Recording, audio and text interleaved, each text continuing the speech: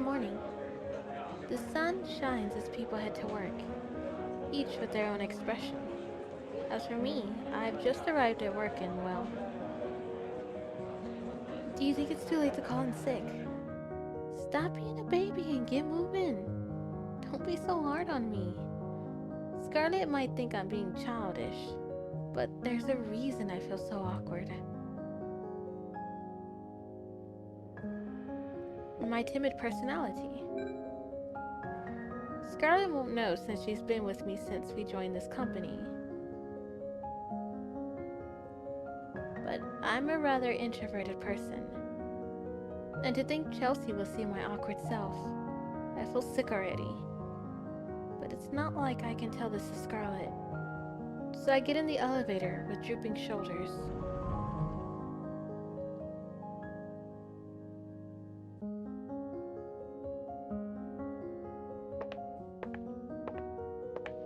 I realize my destination, floor number 17, has already been pressed for me. I turn and find, huh, good morning. Chelsea's standing behind me, nodding and greeting us. Good morning. Director Flint. She flashes a smile brighter than the morning. Yes, I see you're early. This is so strange. Meeting Chelsea again, saying good morning to each other, different titles, the slight tension, and the eyes that look at me through the elevator mirror. Oh, right.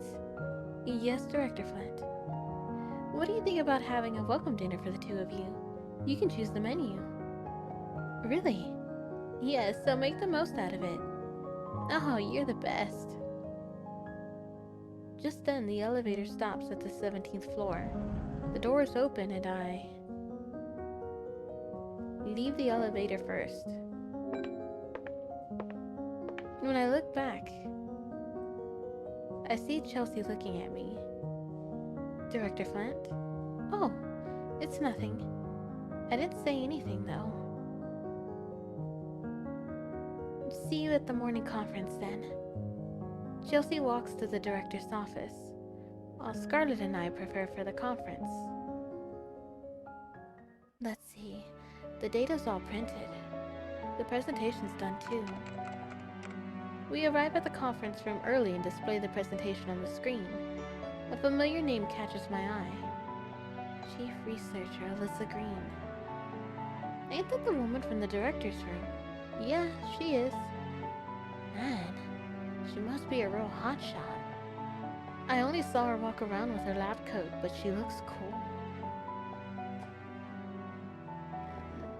We've already picked both of these, so we haven't experienced her. Experience? What do you mean by experience? Was there something between you two? It's not anything like that. Jeez, you could have just left it at no. Just then. Are you finished? Keepers! Alyssa! Alyssa pushes the door open and enters the room. She didn't hear me, did she? I was wondering when I could cut in. She did. Thank you for preparing the presentation. I'll review the rest. Is that okay with you? Yes, I'll go prepare the notes now. I hang my head and almost leave the room when... Careful. Alyssa holds the door before it closes on me. You could have hurt yourself. Oh, I'm sorry. I mean, I'll be more careful. I must look so stupid right now. Even though I just made a fool of myself, she simply flashes a mysterious smile at me. Yes, try to be more careful. The morning conference ends before I know it. I try to drown my embarrassment and work on the meeting minutes. You have a message from Scarlett. Shouldn't you be working? You won't believe what I just heard. What is it? The main model for our brand just arrived. Main model? You mean Kaira Miller? Yep, National Fencing Representative Kaira Miller. I hear she's on her way through the elevator right now. Someone knocks on the office door right after that.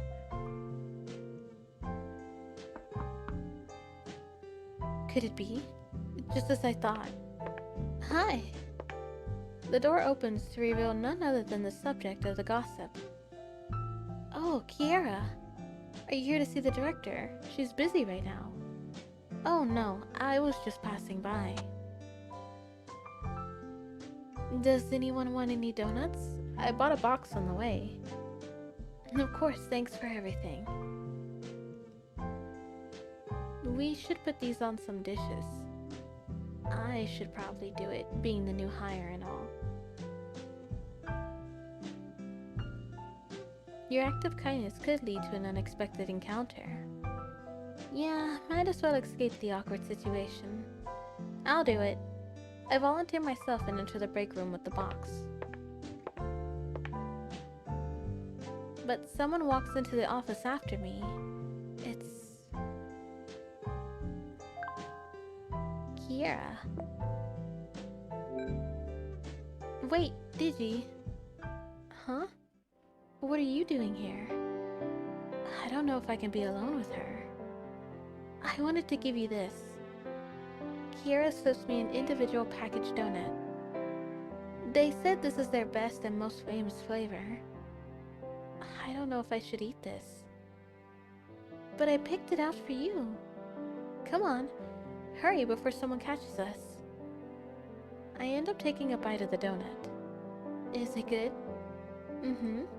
I'm glad it is. Kaira grins like old times, before reaching to me all of a sudden. Wait, your lips. Soon, her snowy fingers touch my lips. Even though I know she's just wiping off the cream, my heart pounds rapidly. Warm hands. I remember now. They were always warm. I close my eyes and get lost in the familiar warmth.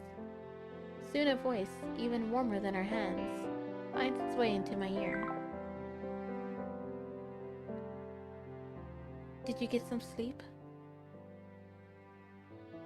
Not really. You must be so tired. I'm sorry I called too late, didn't I? It's alright. I'll call earlier next time. When do you usually go to sleep? Me? Usually about midnight. Wait, does this mean you're going to call me in the night again? You got me. Her smile as she says that is so innocent that I end up laughing with her instead of complaining. We almost finished putting the donuts on the plate. To be honest, I don't know how to feel about the fact that you're here. Are you uncomfortable that I'm working with Chelsea? No, it's that... Kaira shrugs, clearly lost in her complicated thoughts. I didn't want to see you be awkward with me. I expected it, but... I'm still happy to see you. I just didn't expect to meet you like this so suddenly. I'm still confused, awkward, and hesitant, but... I hold her shaking hands and raise my head. She looks so sad and sorrowful. I give her a smile. I'm happy to see you too, just as good friends. You can't just draw the line now. It's too late. I've already decided to be braver. Braver? I'll stop caring about everyone else and just keep on being Kaira, who's happy to see Digi Jones again. Is that okay? How should I answer this? As I hesitate to give an answer, Kaira nods and smiles mischievously like she's got something on me. It's fine. You don't need to answer. I was going to do whatever I wanted anyway.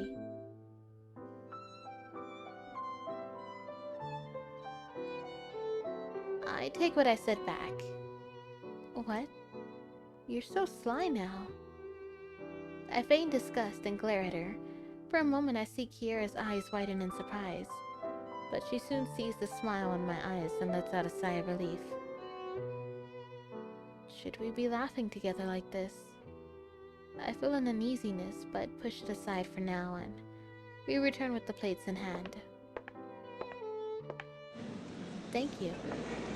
Oh, it was nothing. Seems like everyone is busier than usual today. Oh, we're having a welcome dinner for the new assistant managers. Can't work overtime on a day like this. Kaira hears the words company dinner and stares at me. Is there something on my face? Are you going to drink a lot? If I remember correctly, we get more hearts if we tell her you should come if it bothers you so much. I could be wrong. Yes. I don't put much thought into my words as I say them, but Kaira, really, is that okay? Takes it much more seriously than I expected. I didn't really think about that. Why not? I'm sure the director will be fine with it. Just then, Chelsea steps out the director's office. After we explain, she gladly approves. It's fine with me, but you have to pay for the dinner. But I bought the donuts. If you can buy donuts, you can buy meat too, right? Then what do I get? What do you mean, what do I get? Even after 7 years, they still bicker. I should be going now. I need to finish up the minutes. I leave the two slightly embarrassed and go back to my work. That evening, cheers! Cheers! The welcome dinner heats up. Scarlett must have noticed the drinks were getting to me. Could you come with me to the restroom? She calls me over. Are you drunk? Yes, I don't think I can handle anymore. Want me to set you up? Set me up. Scarlett pulls out a blush from her makeup pouch. I know it's hard to tell if you're drunk. The least I can do is paint your cheeks red. So, do you want me to? Please do. I trust her with my face. Soon, Scarlett's warm hands touch my cheeks. Look at your eyes. You must be real sleepy. Her tone is sharp, but her voice is round and soft. The touch of the blush as it gently brushes against my cheek, and Scarlett's delicate, careful touch stirs a strange feeling in me. Scarlett, why are you so good to me? Is this because of the drinks? I blurt out something I would normally never say. You want me to stop then? That's not it. How should I explain this feeling? Not simple gratitude, but something closer to a tingle. Just like the odd atmosphere right now.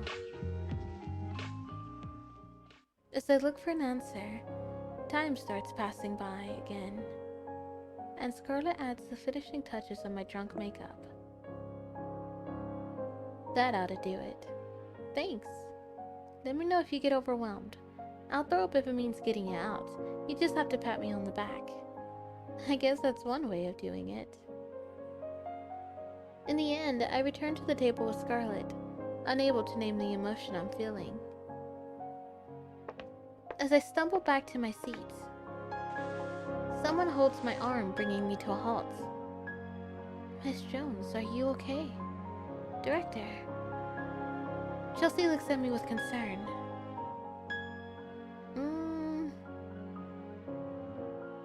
She kind of smudges the makeup a bit if we reassure her that we're fine.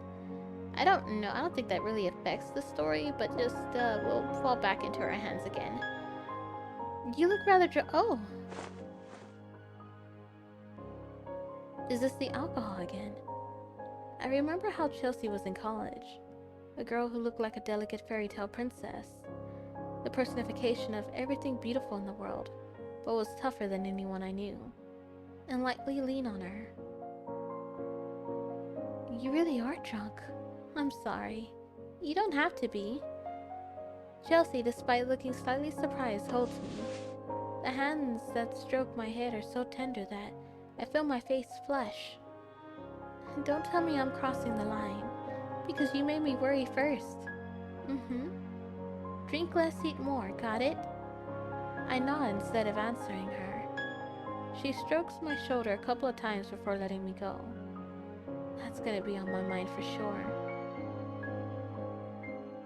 I return to my seat to find, are you drunk? Alyssa's sitting next to me. Wasn't she at the other table earlier? I changed seats. It's like she read my mind. She fills up the glass in front of me. I told you I was worried and that I'd sit next to you. That's a nice excuse. You think that was an excuse? I feel her gaze from the next seat. I'm gonna flirt with them all over again. I stare at Alyssa. She doesn't avoid my gaze. Your cheeks are flushed. It's not because of you. Ouch. It's like you're turning down my advances. I'm sorry, I didn't mean that. Is that permission for me to go on? You're so much smoother now. She gives an amused smile. This isn't good. It almost feels like we're the only two people here. Who knows what could happen if we stay like this. I should go now. I get my things and prepare to leave. Go on. She waves her hand and lets me go. Things seem to be wrapping up anyway. The dinner comes to an end, and I start seeing empty seats. I stagger outside as well. Purple clouds drift by the night sky. Scarlett said she's going to the after party, but the last bus arrived already left. I guess I'll have to catch a cab alone. The night air feels almost icy when... Are you going home? Kaira, who finishes paying for the dinner, calls me. Yeah, I don't think I can stay for the after party. But it's so hard to catch a cab at this hour. And even if you do, the extra charge will be awful. I could use my drunkenness as an excuse to test the waters.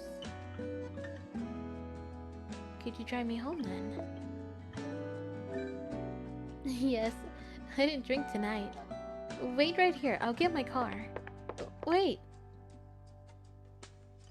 But Kiera's already running to the parking lot. Soon after that, 3 people and 3 cars return. Can anyone tell me what's going on?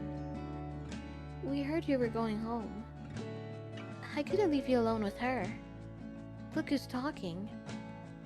I put my fingers to my aching head. Does this mean I have to choose? I desperately hope that's not the case, but 3 heads nod and 3 pairs of eyes look at me. Even the 3 cars feel like they're waiting for me. This is ridiculous. After carefully thinking, I choose.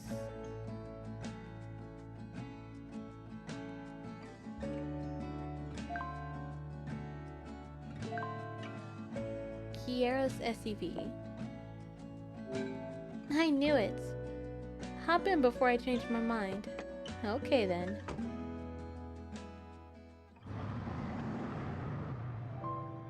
This one's sparkling too. As the others shake their heads, I leave them behind and seat myself next to Kaira. This feels like... We jumped back 7 years ago. Like we should be heading to Flower Lane. There's something I want to ask you. What is it? Did you think about it sometimes? Our time at Flower Lane, I mean. Little does Kaira know that I was looking at our picture and reminiscing about it the other day. Of course. That makes me happy. Why? Because that means I'm not the only one who missed our housemates. I look at Kaira as she drives. Even after 7 years, I still remember. She bites her lips when she's tense. She's nervous. I put my index finger to her lips, worried her pretty lips might bruise. And as her soft, warm lips meet my fingertips, Digi, what? Nothing. Just then I hear a small buzz. It's a text from Scarlett. Could you give me a bottle of honey water? I'm gonna need it tomorrow morning. Sure, just don't drink too much. Okay, thanks.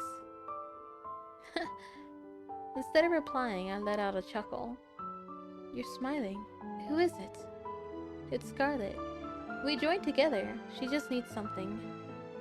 Could you drop me off at the convenience store near my place? Yes. Kiara's reply comes a little too late, and we sit in silence for the rest of the ride. Why did everything turn awkwardly suddenly? But it's too late for me to answer that, because we've already reached my destination. I'll get off now. Okay, be careful. Kiara pulls her car over and turns on the headlights. Thanks. As I walk, I think that what